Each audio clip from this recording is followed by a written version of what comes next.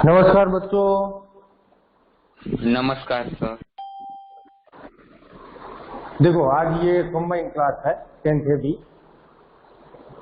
क्योंकि आज नरेंद्र सर जो है वो क्लास नहीं लेने वाले, उनकी जगह सीमा मैम कंबाइन क्लास लेगी।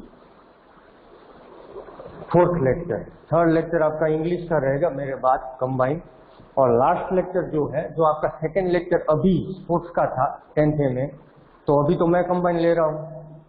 तो लास्ट लेक्चर जो है 5th लेक्चर वो स्पोर्ट्स का कंबाइन होगा उपेंद्र सर का।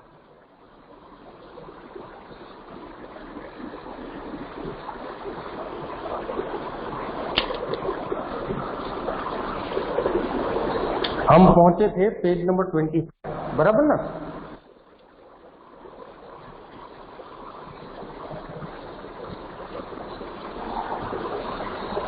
हाँ या ना? दोनों क्लास में हम पहुंचे थे पेज नंबर 25, 10th ए में भी और 10th बी में भी, दोनों में साथ में ही है ए और बी।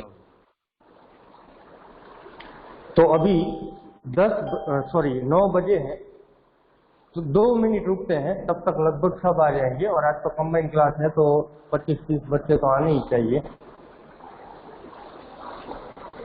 2 मिनट रुकते हैं, बाद में शुरू करते हैं।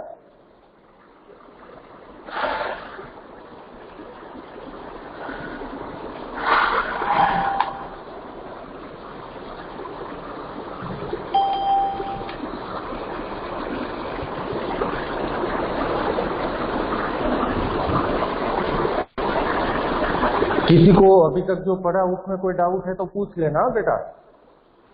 No sir, no doubt. चलो, तेज तो आ गया, तेज बड़ा तेज है, फटाफट आ जाता है।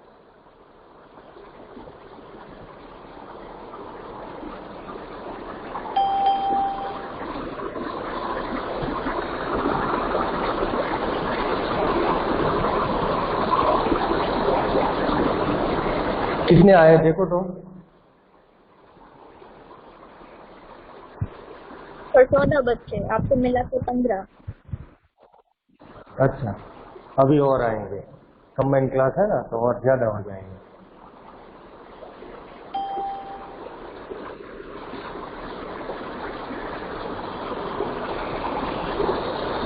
चलो, तब तक मैं आपको जो हमने कल पढ़ा था वो थोड़ा रिपीट कर देता हूँ, ताकि आपको पटरी पे सीधा चलना मजा आए। हमने कल लास्ट में पढ़ा था कि पीटी मास्टर जो प्रीतम चंद है, जिनका नाम, देखो हेड मास्टर शर्मा जी है, मदन मोहन शर्मा, याद रखना। और पीटी मास्टर जो है वो है प्रीतम चंद, जो स्पोर्ट्स के टीचर है। वो बड़े ही कड़क स्वभाव के हैं। अगर बच्चा इधर उधर होता है, लाइन भी तोड़ता है या हिलता डुलता भी है, तो चमड़ी उधेड़ने के लिए तैयार ही रहते हैं। बड़ा मारते हैं बच्चों को, डिसिप्लिन में लाते हैं।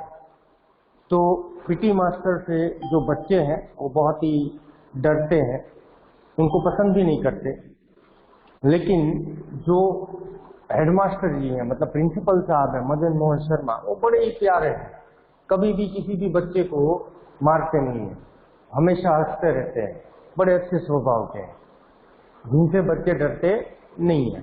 लेकिन पीटी मास्टर जो है स्पोर्ट्स के टीचर, वो बड़े कड़क स्वभाव के हैं और सबके सामने बेइज्जत कर देते हैं, मारते पीटते हैं, चमड़ी उधेड़ने के लिए तैयार रहते हैं। तो इसलिए बच्चे जो है उनसे बहुत डरते हैं। यहाँ तक हमने पढ़ा था।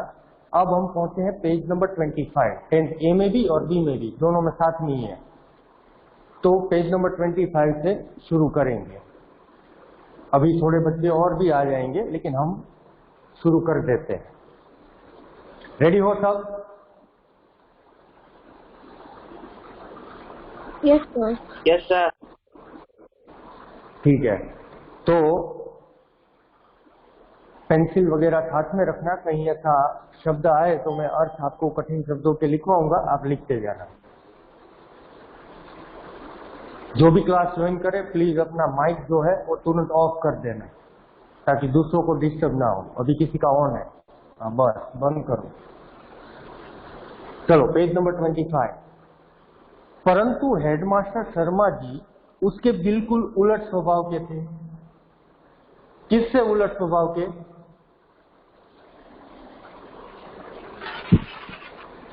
Sports Pradeep sir.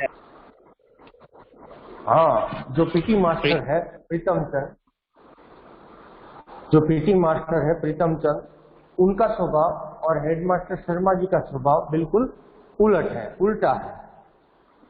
वह 5वीं और 8वीं श्रेणी को अंग्रेजी स्वयं पढ़ाया करते थे। जो प्रिंसिपल साहब है मदन मोहन शर्मा जी, वो 5th में और 8th में अंग्रेजी पढ़ाते थे। 5वीं कक्षा में और 8वीं कक्षा में वो अंग्रेजी पढ़ाया करते थे। हमारे में से किसी को भी याद न था कि 5वीं श्रेणी में कभी भी उन्हें किसी गलती के कारण किसी की चमड़ी उधेड़ते देखा या सुना हो। हमने कभी नहीं देखा। लेखक कह रहे हैं कि जब हम 5th में पढ़ते थे तो उन्होंने कभी भी किसी को डांटा हो या किसी को मारा हो, चमड़ी उधेड़ते देखा हो, ऐसा नहीं है, क्योंकि वो बहुत ही अच्छे हैं, स्वभाव के बहुत ही अच्छे हैं और बिल्कुल पीटी साहब से उल्टे स्वभाव के हैं। चमड़ी उधेड़ना हमारे लिए बिल्कुल ऐसा शब्द था जैसे हमारे सरकारी मिडिल स्कूल का नाम। लेखक कह रहे हैं कि हम सरकारी मिडिल स्कूल के नाम से स्कूल को नहीं बुलाते थे, हमने स्कूल का नाम रखा था चमड़ी उधेड़ स्कूल। क्या नाम दिया था? चमड़ी उधेड़। हाँ, चमड़ी उधेड़ स्कूल, क्योंकि वहां पर पीटी मास्टर जो है वो किसी को छोड़ते ही नहीं थे, इसलिए सभी बच्चे जो है वो सरकारी मिडिल स्कूल की जगह उसे चमड़ी उधेड़ स्कूल के नाम से ही जानते थे। अधिक से अधिक वह गुस्से में बहुत जल्दी जल्दी आंखें झपकते। मतलब जब भी हेडमास्टर शर्मा जी को, मतलब प्रिंसिपल साहब को अगर बहुत गुस्सा आ गया मान लो, तो वो क्या करते थे, अधिक से अधिक वह गुस्से में बहुत जल्दी जल्दी आंखें झपकते थे। मतलब उनकी आंखें जो है वो ऐसे फड़फड़ाते थे अगर गुस्से में आते थे तब। अपने लंबे हाथ की उल्टी उंगलियों में से, मतलब हाइट में बड़े थे, ऊंचे थे, इसलिए हाथ भी उनके लंबे थे, तो अपने लंबे हाथ से उल्टी उंगलियों से, मतलब ऐसे उल्टे, ऐसे नहीं, ऐसे उल्टे, उल्टी उंगलियों से एक चपत हमारी गाल पर मार देते तो मेरे जैसे सबसे कमजोर शरीर वाले भी सिर झुकाकर मुंह नीचा किए हुए हंस देते। लेखक कह रहे हैं कि मैं तो सबसे कमजोर था, पतला था, और मेरे जैसे कमजोर बच्चे को भी अगर हेडमास्टर शर्मा जी ने ऐसे उल्टे हाथ से ऐसे मारा तो कोई भी बच्चा नीचे सिर झुकाकर नीचे देखकर हंसने लगता। क्यों हंसने लगता?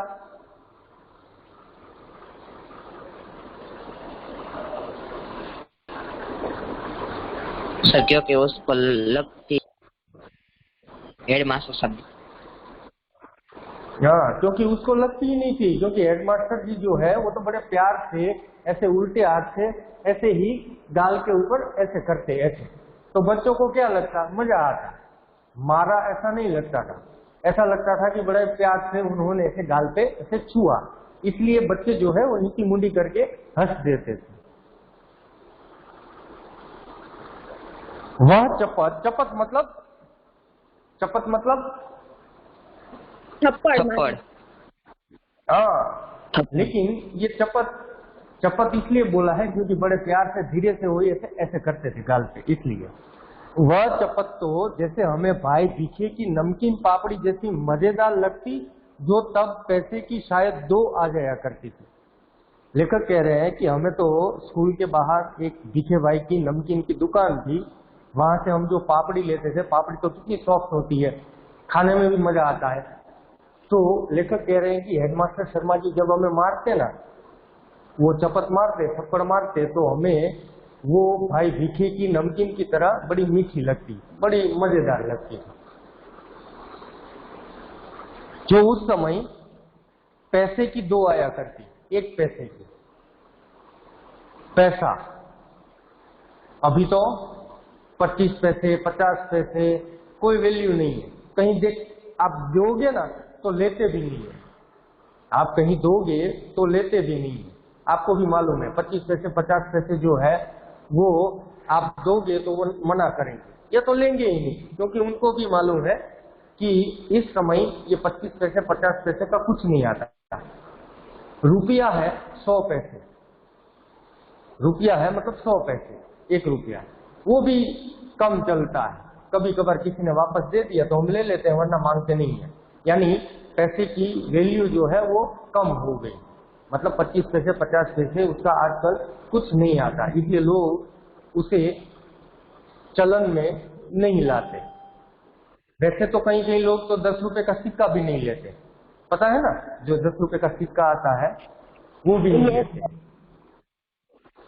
लेकिन वो हमारी राष्ट्रीय मुद्रा है, पैसे जो है वो हमारी मुद्रा है, तो उसको अगर कोई नहीं लेता या मना करता है तो आप उसके ऊपर सरकारी कार्रवाई कर सकते हो। अभी थोड़े दिन पहले न्यूज में आया था कि अगर कोई भी भारत देश के अंदर 10 रुपए का सिक्का लेने के लिए मना करता है तो उसके ऊपर कड़क कार्रवाई होगी, जेल की सजा भी हो सकती है, क्योंकि ये तो मुद्रा है, राष्ट्रीय मुद्रा, हमारे पैसे हैं। इसको अगर आप एक्सेप्ट नहीं करोगे तो ये नहीं चलेगा, ये गैर कानूनी है। इसलिए कोई भी अगर 10 रुपए का सिक्का नहीं लेता तो उसको आप बोल सकते हो कि भाई अगर नहीं लेते तो अभी हम कंप्लेन कर देंगे, तो उसको लेना ही पड़ेगा, मना नहीं कर सकते हो, ये कानून है। तो उस समय लेखक कह रहे हैं कि 1 पैसे की 2 आ जाया करती थी, पापड़ी जो है वो 1 पैसे की 2 आ जाया करती थी। अब 1 पैसा जो है, पैसे से पहले आना चलता था, मालूम है, देखा है आना? आना देखा आपने? नो सर, वो सर होल होता है वो। हाँ, जिसमें बीच में होल होता है, मतलब एक वाइसर समझ लो आप, एक प्रकार का वाइसर जो हम रखते हैं ना पैकिंग के लिए बोल्ट में, वैसा ही सेम आना आता था, गोल रिंग जैसा, बीच में होल होता है। एक आना 2 आना ऐसे। तो हम बोलते हैं ना 50 पैसे को हम दूसरा क्या बोलते हैं? 50 पैसे को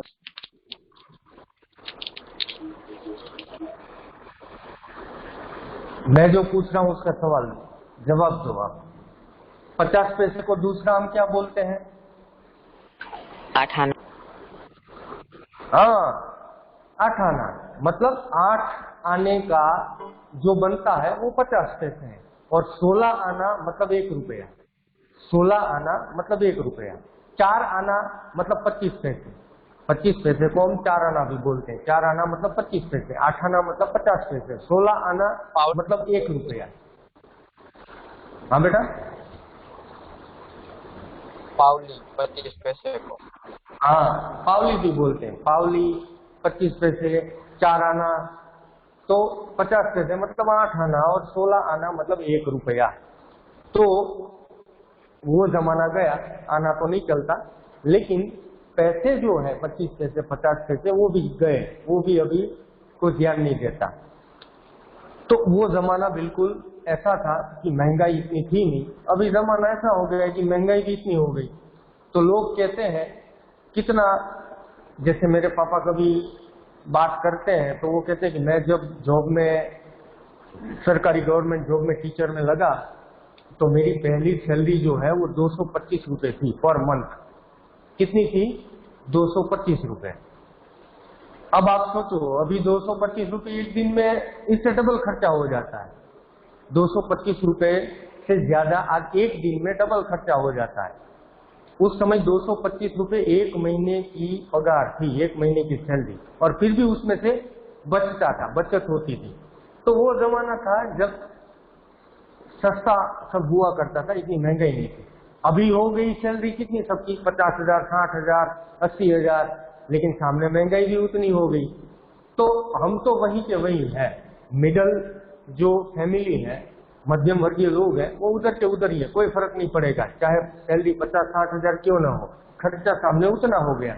उस समय सैलरी कम थी तो महंगाई भी कम थी, खर्चा भी कम था, इसलिए लेखक ने कहा कि 1 पैसे की शायद 2 आ जाया करती थी। तो ये बहुत पुरानी बात है, 1950 से पहले की। परंतु तब भी स्कूल हमारे लिए ऐसी जगह न थी जहां खुशी से भागे जाए। लेखक कह रहे हैं कि उस समय स्कूल ऐसी जगह नहीं थी कि हम खुशी खुशी उधर पढ़ने के लिए जाएं, ऐसी जगह हमारे लिए स्कूल नहीं थी। पहली कच्ची श्रेणी से लेकर चौथी श्रेणी तक, यानी पहली कच्ची श्रेणी से लेकर चौथी श्रेणी तक, फर्स्ट से लेकर फोर्थ तक, केवल 5-7 लड़कों को छोड़ हम सभी रोते चिल्लाते स्कूल जाया करते थे। कभी भी प्यार से नहीं गए। कैसे जाते हैं? या तो दादा दादी छोड़ने आते हैं, या तो मम्मी पापा छोड़ने आते हैं, या तो चाचा छोड़ने आते हैं, या तो बड़ा भाई छोड़ने आता है, लेकिन मार खाते हुए स्कूल जाते हैं। और मुझे तो खास करके याद है, मेरे दादाजी मुझे छोड़ने के लिए आते थे स्कूल, और मैं हमेशा ऐसे ही जाता था मार खाते खाते, क्योंकि मुझे पसंद ही नहीं था स्कूल जाना। फिर भी आपको पढ़ा रहा हूँ, देखो टीचर बन गया। समय की बात है, समय पे सब चलता रहता है। लेकिन मैं भी ऐसा ही था, मुझे भी पढ़ना बिल्कुल पसंद नहीं था, स्कूल जाना पसंद नहीं था। तो मैं स्कूल नहीं जाता था और दादाजी मार मार के स्कूल छोड़ने आते थे, और फिर स्कूल में जाके पढ़ना पड़ता था। और मैं तो सरकारी स्कूल में पढ़ता था, प्योर गुजराती मीडियम स्कूल में। ऐसी आपके जैसी सुविधा भी नहीं थी, ना पंखे, ना ये टेबल चेयर, ये नीचे जो लगी हुई है टाइल्स वो भी नहीं होती थी। कच्चा वाला वो नीचे होता था, रेत जैसा, उसमें बैठ जाते थे नीचे और पढ़ना होता था। और बोर्ड भी कैसे होते थे मालूम है सरकारी स्कूल में? ये जो ग्रीन बोर्ड है ना, ऐसा नहीं, ब्लैक बोर्ड होते थे।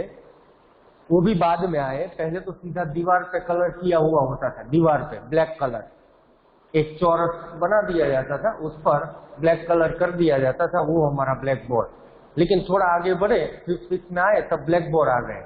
तो वो भी कैसे होते थे सरकारी स्कूल में? बीच में से टूटे हुए, ऐसे बीच में से दरारें होती है। तो सर भी बेचारे क्या करते हैं, जहां जहां दिखने जैसा है वहां लिखते हैं, फिर थोड़ा इधर लिखते हैं क्योंकि बीच में टूटा हुआ है, फिर थोड़ा इधर लिखते हैं, फिर यहाँ टूटा हुआ है तो थोड़ा इधर लिखते हैं। ऐसी स्कूलों की हालत सरकारी स्कूलों की।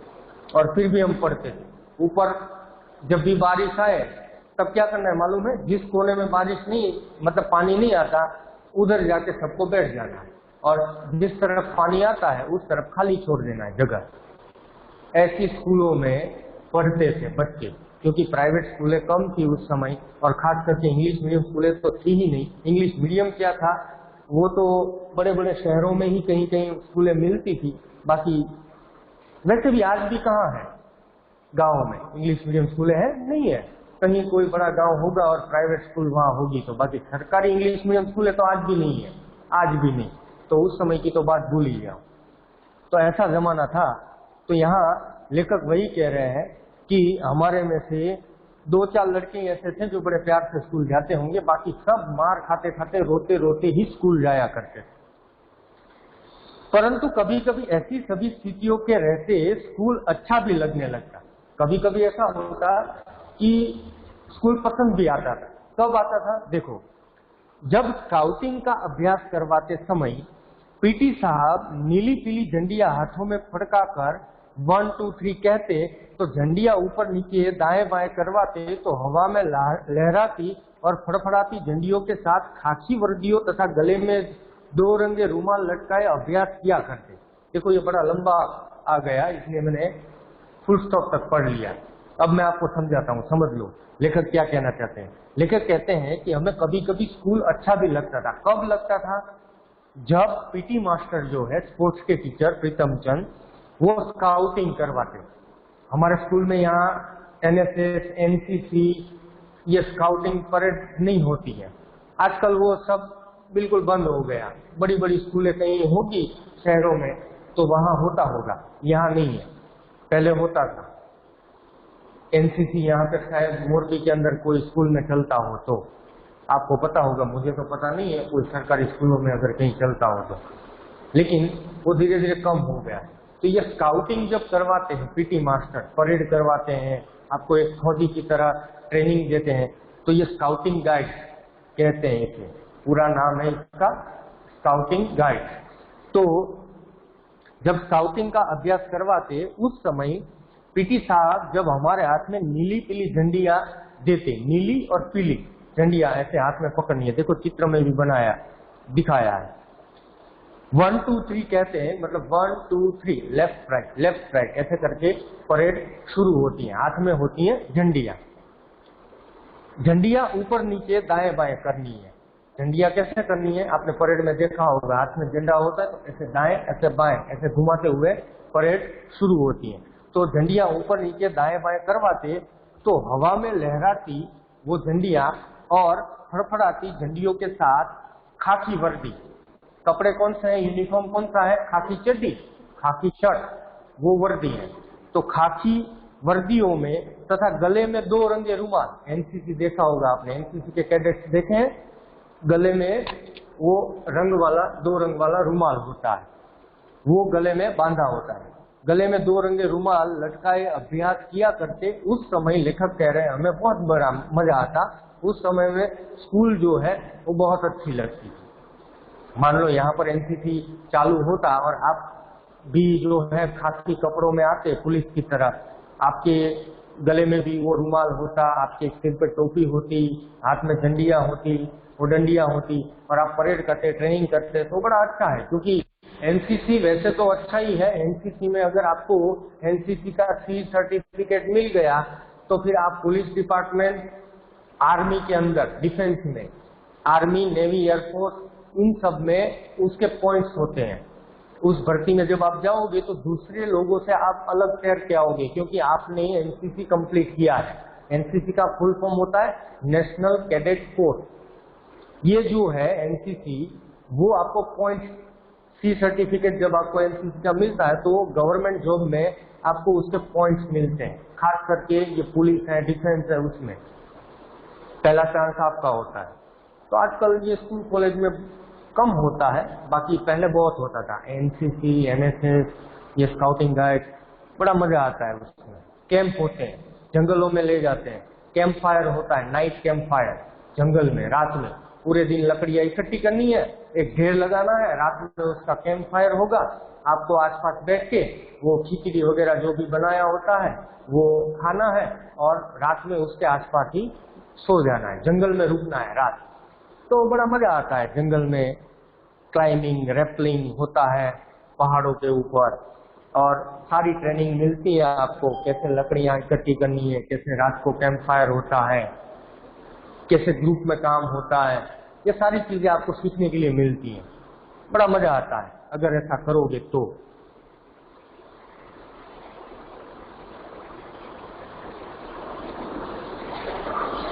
हम कोई गलती न करते तो वह अपनी चमकीली आंखें हल्के से झपकाते कहते शाबाश। कौन बोलता है ऐसा शाबाश? PT sir. TT sir. हाँ, पीटी मास्टर जो है वो ऐसा कहते हैं शाबाश। अगर कोई गलती नहीं होती और अच्छे से परेड करते बच्चे तो पीटी मास्टर जो है वो शाबाशी देते हैं। और आपको भी मालूम है कि कभी कभी देने वाले जो लोग हैं शाबाशी, वो बड़ी प्यारी मीठी लगती हैं। पीटी मास्टर कहते हैं वेल बिगिन अगेन 1 2 3 3 2 1। उनकी एक शाबाश ऐसे लगने लगती जैसे हमने किसी फौज के सभी तमगे जीत लिए हो। तमगे मतलब मेडल, लिखते जाना पेंसिल से। तमगे मतलब स्टार जो यहाँ पर कंधे पे होते हैं, मेडल, जो हमने बहुत सारे मेडल जीत लिए हो, ऐसी फीलिंग जो है वो आती थी जब पीटी मास्टर कंधे पे हाथ रख के ऐसे बोलते शाबाश। क्यों अच्छा लगता? इसका एक रीजन भी है, साइकोलॉजिकल, मनोवैज्ञानिक कारण है। क्या कि पूरे साल जो है पीटी मास्टर सबकी चमड़ी उधेड़ते रहते, मारते रहते, पीटते रहते, कभी किसी से प्यार से बात भी नहीं करते। लेकिन स्काउटिंग गाइड करवाते समय अगर बच्चा कोई अच्छी परेड करता है और अच्छे से काम करता है तो वही पीटी मास्टर जो है वो कंधे पे हाथ रख के शाबाश ऐसा कहते हैं, तो वो बच्चों को बड़ा अच्छा लगता है। क्यों? क्योंकि साल में एक आध बार सुनने के लिए मिलता है। बाकी सारे टीचर तो बार बार गुड, वेरी गुड, शाबाश बोलते ही रहते हैं क्लास में सब्जेक्ट पढ़ाते समय। लेकिन पीटी मास्टर जब शाबाश बोलते हैं तो बच्चों को ऐसा लगता है जैसे हमने फौज के अंदर बहुत सारे मेडल जो है, बहुत सारे स्टार जो है वो जीत लिए, ऐसी फीलिंग आती थी बच्चों में।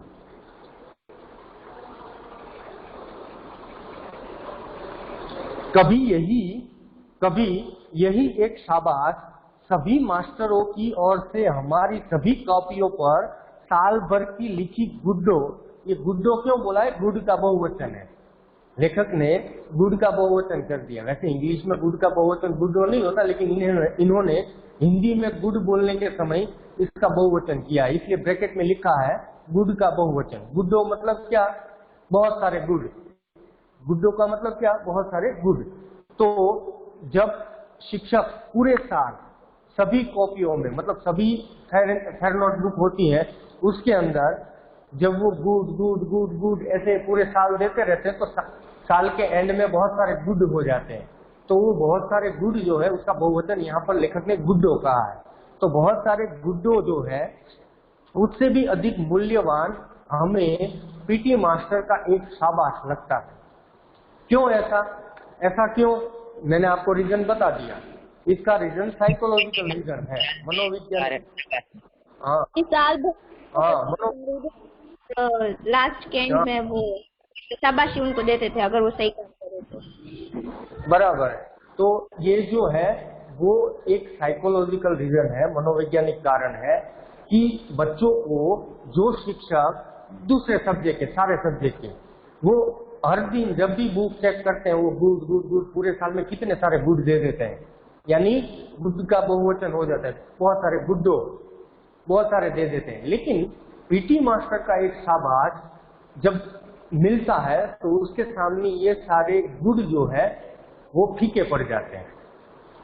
इसका कारण ये है, जैसे मैं आपको फॉर एग्जांपल बताता हूँ कि घर में मम्मी पापा होते हैं। अब मम्मी बड़ी प्यारी है, जब भी हम कुछ मांगते हैं तो दे देती हैं, जो भी खाना होता है वो बना देती हैं, बड़े प्यार से रखती हैं, बड़े प्यार से बोलती हैं, कभी मारती नहीं है, कभी डांटती नहीं है। लेकिन पापा बड़े कड़क स्वभाव के हैं, कभी अच्छे से बोलते नहीं है, बड़े डांटते रहते हैं, कभी कभी मार देते हैं, जो मांगते हैं वो देते नहीं है, ऐसे कड़क स्वभाव के हैं। तो मम्मी बेचारी हर दिन हाथ फेर फेर के आपको खिलाती है बड़े प्यार से, ले बेटा ये खा, भूखा क्यों रहता है, स्कूल जा रहा है तो नाश्ता ले जा, नाश्ता बना देती है, जो आप मांगते हैं वो दे देती है, बड़ा प्यार करती है, बहुत प्यार करती है आपसे। लेकिन पापा कड़क स्वभाव के हैं। लेकिन पूरे साल में एक आध बार कभी अगर पापा ने बोल दिया कि बेटा इधर आ, बाजू में बिठाते हैं, गोद में बिठाते हैं, हाथ फेरते हैं और कहते हैं बेटा क्या चाहिए बोल, आज जो है तू मांगेगा या मांगेगी वो मैं लेके दूंगा, बड़े प्यार से आपको पास में बिठाते हैं, प्यार से बात करते हैं, तो वो जो प्यार आपको मिल रहा है पापा का, तब आप पूरे साल मिला हुआ मम्मी का प्यार है ना वो भूल जाओगे। क्यों? क्योंकि आपको साल में एक ही बार पापा से इस तरह से प्यार मिला है, पापा से इस तरह से कोई चीज मिली है जो आपको बहुत अच्छी लगती है। क्यों? क्योंकि आपको साल में एक ही बार मिली, बार बार नहीं मिलती उनसे। लेकिन मम्मी जो है वो तो जब भी चाहो तब दे देती है, इसलिए इसकी कोई वैल्यू नहीं है। हुआ ना? समझ में आया जो मैं कह रहा हूँ वो? Yes sir. Yes sir. तो ऐसे ही सेम, हाँ, तो ऐसे ही सेम यहाँ पर है। दूसरे टीचर, सब्जेक्ट टीचर साल में कई सारे गुड दे देते हैं, वे good very good good very good बोलते रहते हैं, लिखते रहते हैं बुकों में, लेकिन उसकी कोई वैल्यू नहीं है। लेकिन पीटी मास्टर कभी साल में एक आध बार अगर शाबाश बोल दे तो समझो कि बड़ा मजा आ गया। उसको ऐसा लगता है कि हमने फौज के अंदर, हम आर्मी में हैं, हम जवान हैं और हमने कई सारे मेडल जीत लिए, ऐसी फीलिंग आती है बच्चों को। ये एक मनोवैज्ञानिक कारण है। जो चीज आसानी से मिल जाती है इसकी हमें कोई वैल्यू नहीं होती, और जो चीज बड़ी मेहनत के बाद और बड़े लंबे समय के बाद मिलती है तो उसकी वैल्यू होती है।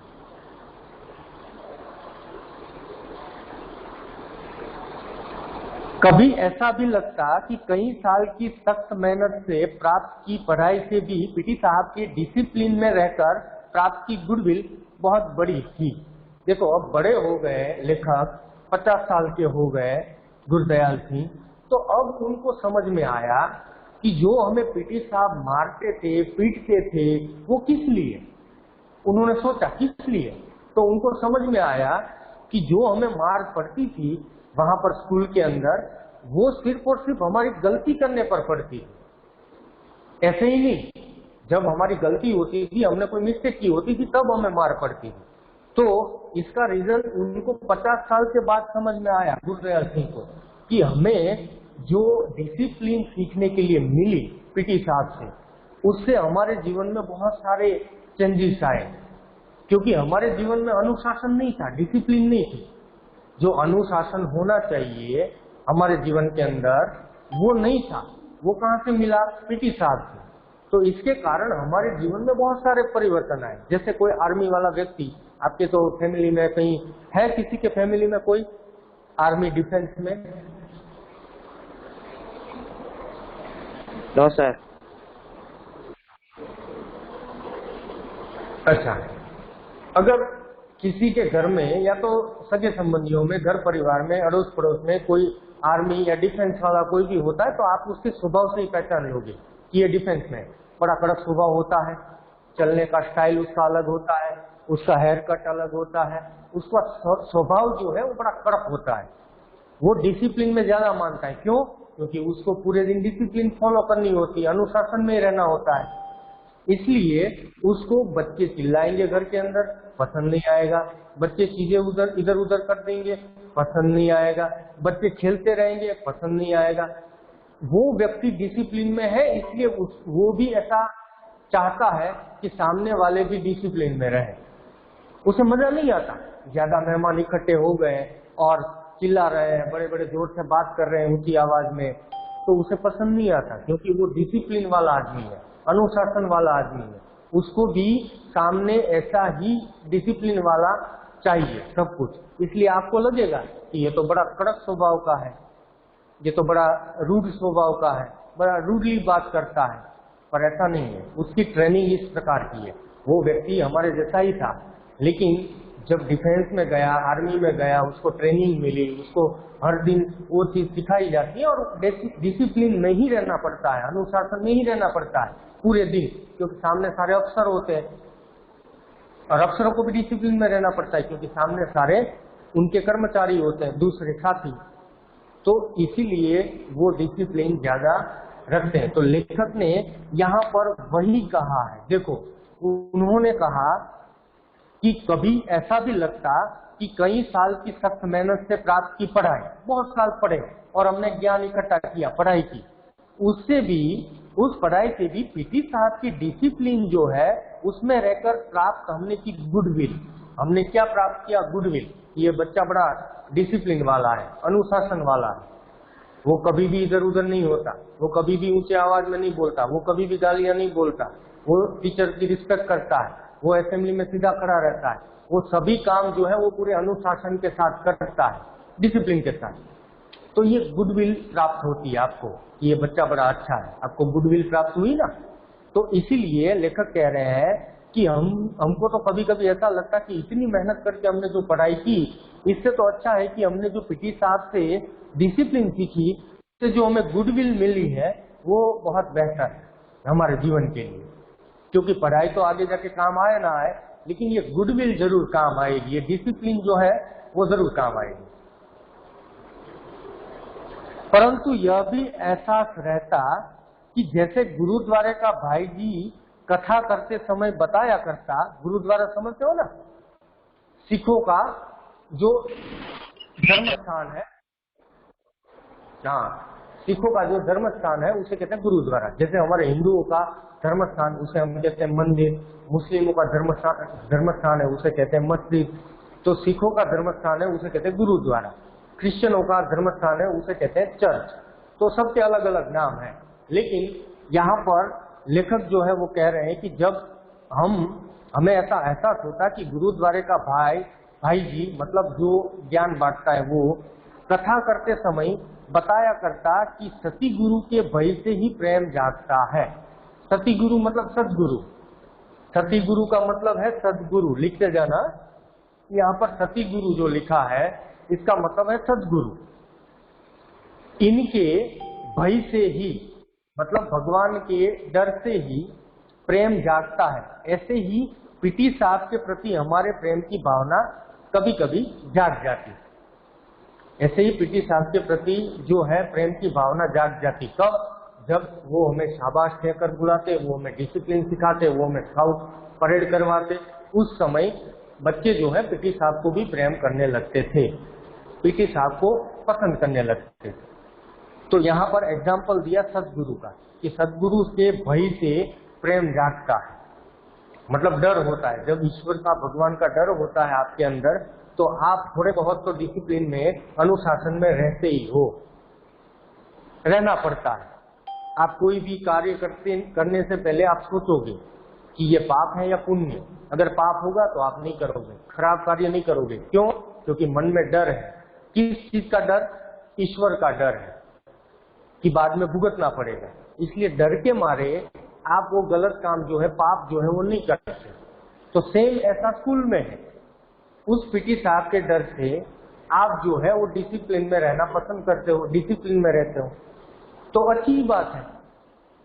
जैसे भगवान के डर से आप कोई पाप नहीं करते, वैसे पीटी साहब के डर से डिसिप्लिन में रहते हैं बच्चे, तो फायदा ही है, नुकसान कोई नहीं है। आया समझ में? यहाँ तक सबको समझ में आया? Yes sir. Yes sir.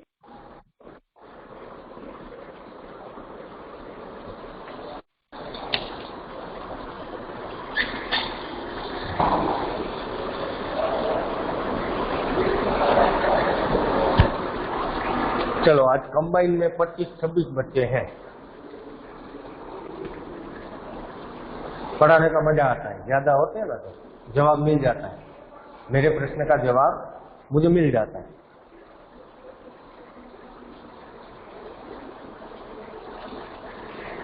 बाद में देखो ब्रैकेट में लिखा है कि यह ऐसा भी है कि आपको रोज फटकारने वाला कोई अपना यदि साल भर के बाद एक बार शाबाश कह दे तो यह चमत्कार सा लगने लगता है। हमारी दशा भी कुछ ऐसी हुआ करती। जैसा मैंने आपको एग्जांपल दिया मम्मी पापा का, वैसे लेखक कह रहे हैं कि साल भर डांटने वाला, धमकाने वाला व्यक्ति अगर साल भर में एक आध बार आपको बड़े प्यार से समझा देता है या प्यार कर लेता है तो वो बड़ा अच्छा लगता है, बहुत ही ज्यादा अच्छा लगता है। तो ये एक चीज है जो हर एक मनुष्य के अंदर होती है। मान लो मैं दूसरा एक एग्जांपल देता हूं।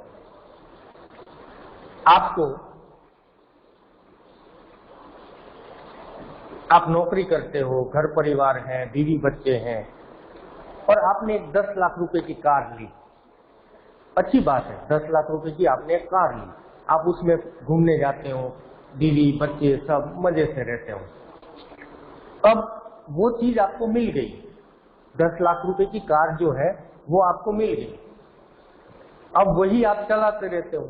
लेकिन जब पड़ोस में कोई, आसपास में पड़ोस में कोई दूसरी कार लेता है जो कार 20-25 लाख रुपए की है, तो उस समय आपकी जो 10 लाख रुपए की कार आपने ली थी, जिसमें आप घूम फिर के फैमिली के साथ बड़े मजे करते हो, वो कार आपको अच्छी लगना बंद हो जाती है, वो आपको अच्छी नहीं लगती। आपको कौन सी कार अच्छी लगने लगती है?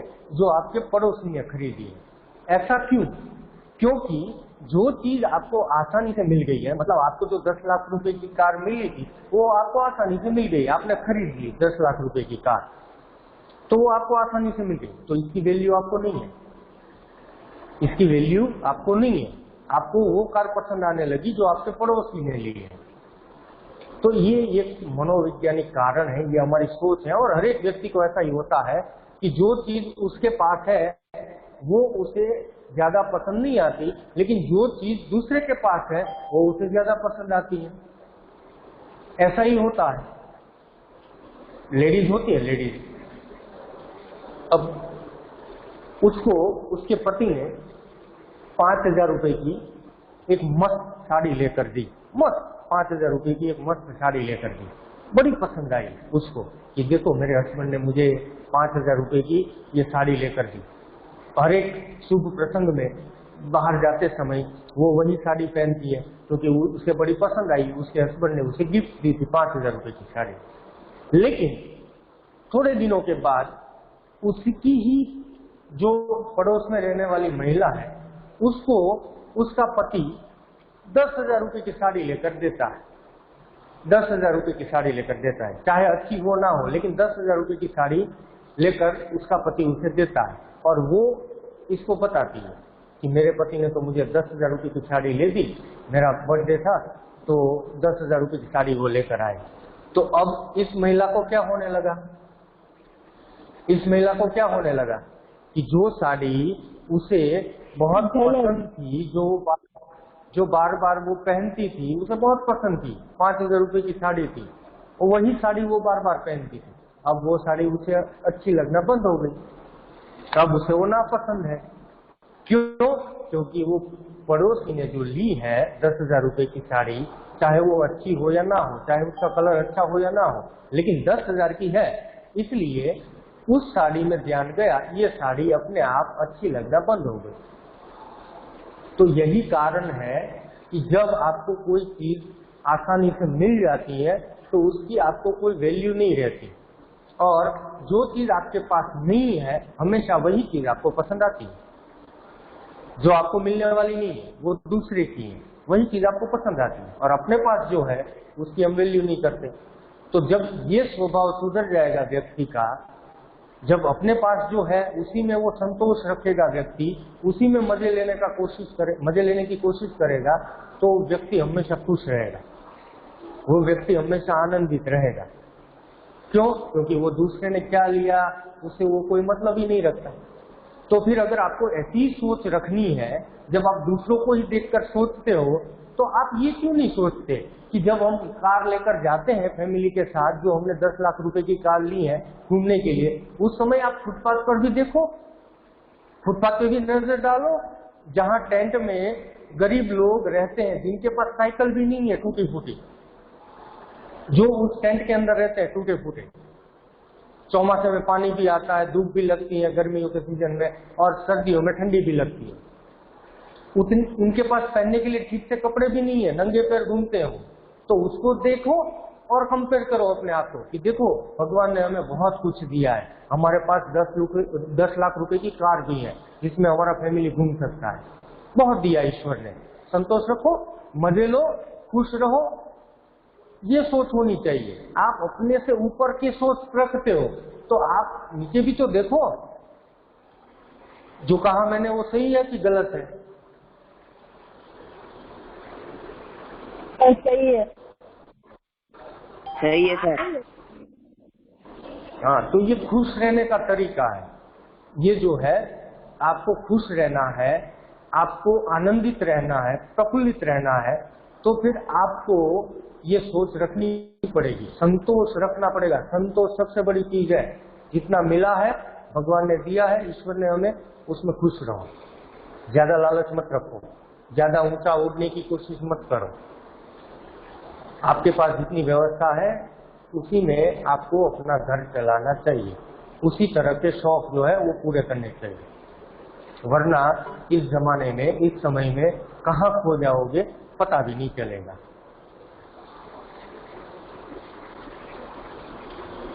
नेक्स्ट पैराग्राफ है पेज नंबर 26 पे, सेकंड पैराग्राफ। हर वर्ष अगली श्रेणी में प्रवेश करते समय मुझे पुरानी पुस्तकें मिला करती। लेखक कह रहे हैं गुरदयाल सिंह कि हर वर्ष में जब आगे की कक्षा में जाता था, नेक्स्ट क्लास में जब जाता था, यानी कि 5th में, 6th में, 6th में, 7th में, तो मुझे पुरानी किताबें मिल जाती, नई खरीदनी नहीं पड़ती थी, पैसे खर्च नहीं करने पड़ते थे। हमारे हेडमास्टर शर्मा जी, मतलब जो प्रिंसिपल साहब है वो मदन मोहन शर्मा जी, एक लड़के को उसके घर जाकर पढ़ाया करते थे, मतलब ट्यूशन करवाते थे, होम बेस्ड करवाते थे, तो वो घर जाकर पढ़ाया करते थे। वे धनाढ्य लोग थे। धनाढ्य मतलब पैसे वाले, वो बहुत ही पैसे वाले लोग थे, जिनके घर प्रिंसिपल साहब जो है वो घर जाकर पढ़ाया करते थे। उनका लड़का मुझसे 1-2 साल बड़ा होने के कारण मेरे से एक श्रेणी आगे रहा। 1-2 साल बड़ा था लेखक से, इसलिए वो एक कक्षा लेखक से आगे पढ़ता था, यानी लेखक 5th में होते तो वो 6th में होता। इस तरह से एक कक्षा जो है वो आगे रहता था वो लड़का।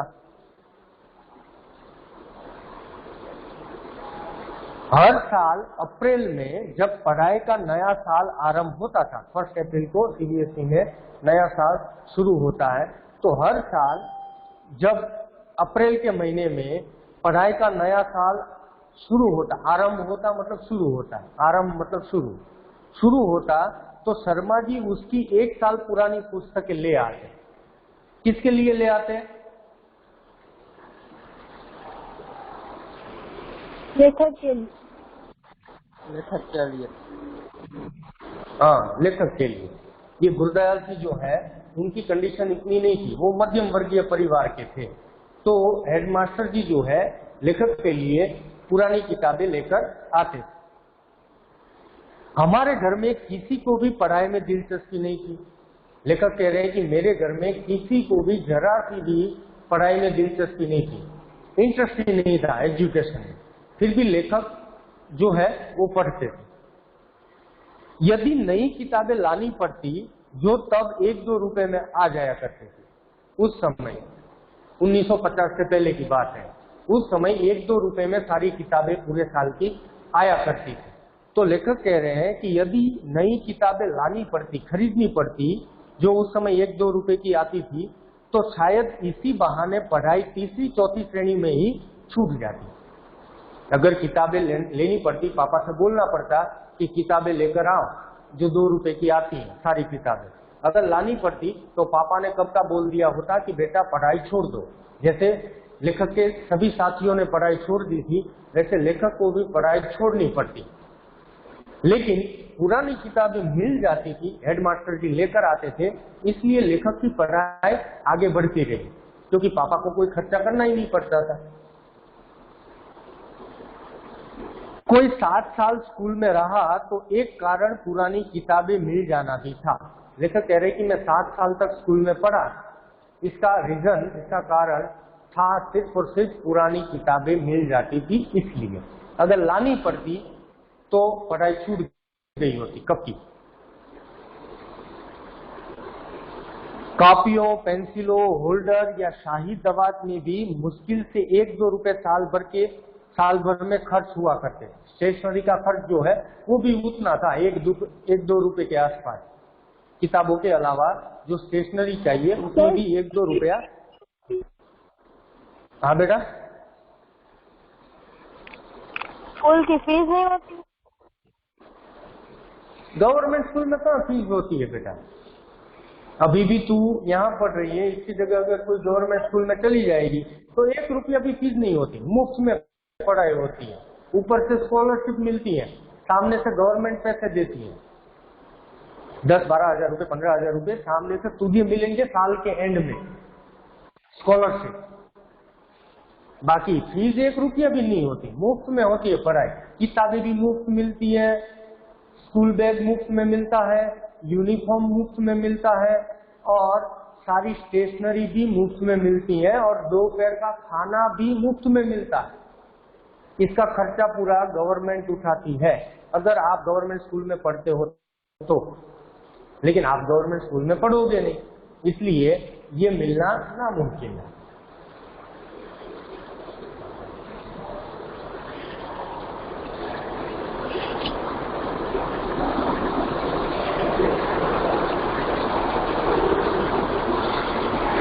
परंतु उस जमाने में 1 रुपया भी बहुत बड़ी रकम हुआ करती थी। वो समय ही ऐसा था, 1 रुपया भी बड़ा निकालने में कठिनाई होती थी पापा को। 1 रुपया भी बड़ा महंगा लगता था। 1 रुपये में 1 सेर घी आया करता। सेर समझते हो? वो वाला नहीं है, जंगल वाला, वो शेर है। शेर समझते हो? शेर, 1 शेर।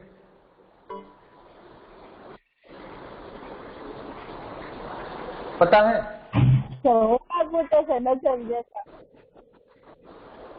नहीं है ना, तेरी बात सही है। 5 शेर, 2.5 शेर, शेर, ऐसे ही जो है चीजें हमारे यहाँ गुजरात में बिकती थी। ये तो क्या है, जमाना आगे बढ़ गया इसलिए ये शेर वाला सिस्टम चला गया। 5 शेर मतलब 250 ग्राम, और 2 शेर मतलब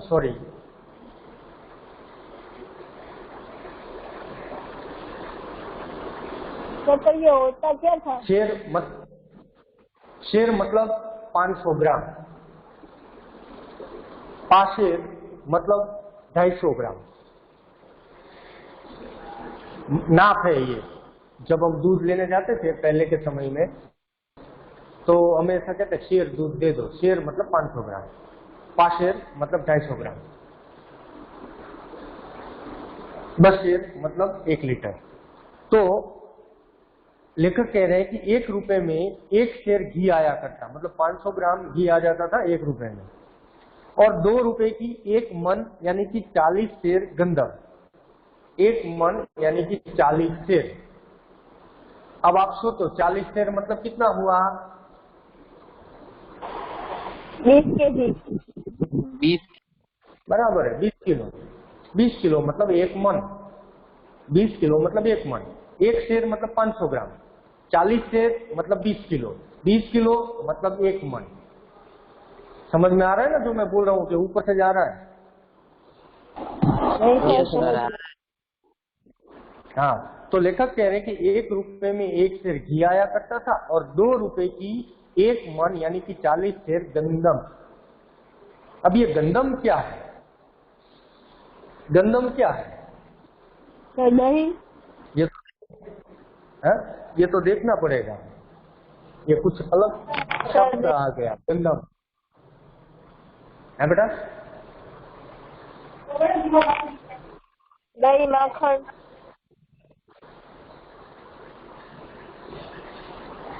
ये देखना पड़ेगा। एक काम करते हैं, ये गंदम जो शब्द है उसका अर्थ ढूंढने की जिम्मेदारी आपको मैं देता हूं एक छोटे से होमवर्क के रूप में। मुझे नहीं मालूम, आपको ढूंढना है। गंदम मतलब क्या? गंदम नहीं है, गंदम, इसमें देख के लिखना। 1 मन जो है वो गंदम आ जाती थी। इसी कारण खाते पीते घरों के लड़के ही स्कूल जाया करते थे। खाते पीते घरों के लड़के मतलब पैसे वाले लोगों के घर के लड़के ही स्कूल जाते थे। जैसे ऐसे वैसों का काम नहीं था, मध्यम वर्ग या तो गरीब वर्ग का काम नहीं था कि वो स्कूल में जा सके। जो खाते पीते घर के मतलब अच्छे पैसे वाले घर के लड़के जो थे वही स्कूल जाते थे, वही ये खर्चा कर सकते थे। हमारे 2 परिवारों में मैं पहला लड़का था जो स्कूल जाने लगा। हमारा जो पूरा परिवार है, 2 परिवार, उनके फैमिली में, उसमें लेखक जो है गुरदयाल सिंह, वो पहले लड़के थे जो स्कूल में जाते थे। बाकी कोई स्कूल नहीं जाता था और किसी को भी पढ़ाई में इंटरेस्ट नहीं था, किसी को भी नहीं। लेक्चर ओवर हो गए, ऊपर 5 मिनट चली गई है, तो यहां तक रखते हैं। पेज नंबर 26 लास्ट पैराग्राफ पे हम पहुंचे हैं। और आज का आपका जो होमवर्क है, एक तो मैंने बता दिया कि शब्द का अर्थ आपको ढूंढना है कि गंधम का मतलब क्या होता है, और जो यहाँ पर क्वेश्चन नंबर 4 है वो आज का आपका होमवर्क है। स्काउट परेड करते समय लेखक अपने को महत्वपूर्ण आदमी, फौजी जवान, सॉरी ये मत अभी करना, ये अभी थोड़ा और बाकी है।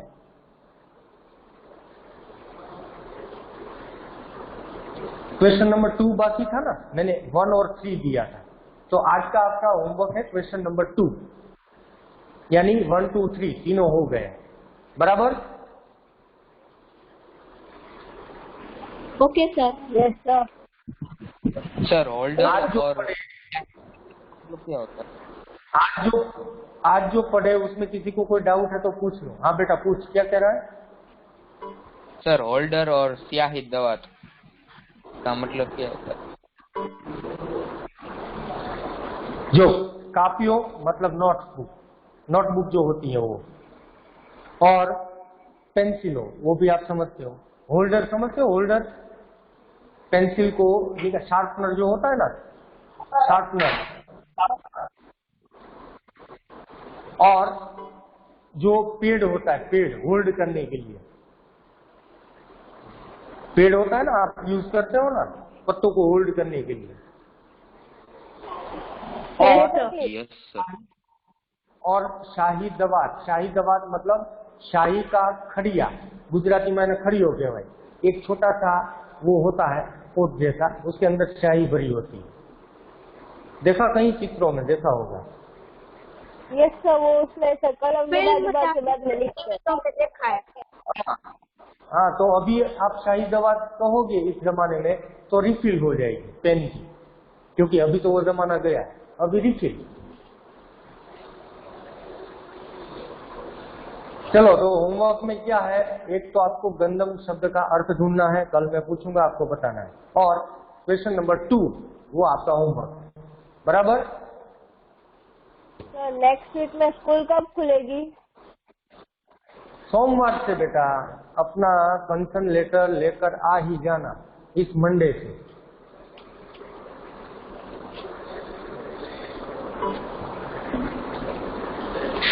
आपको फिर भी मैसेज आ जाएगा, उस मैसेज को देखकर, मैसेज वैसे तो कल आ ही गया है लेकिन फिर भी दूसरी बार अगर डालेंगे मैसेज तो वो पढ़ के आना। ठीक है बच्चों, चलो धन्यवाद।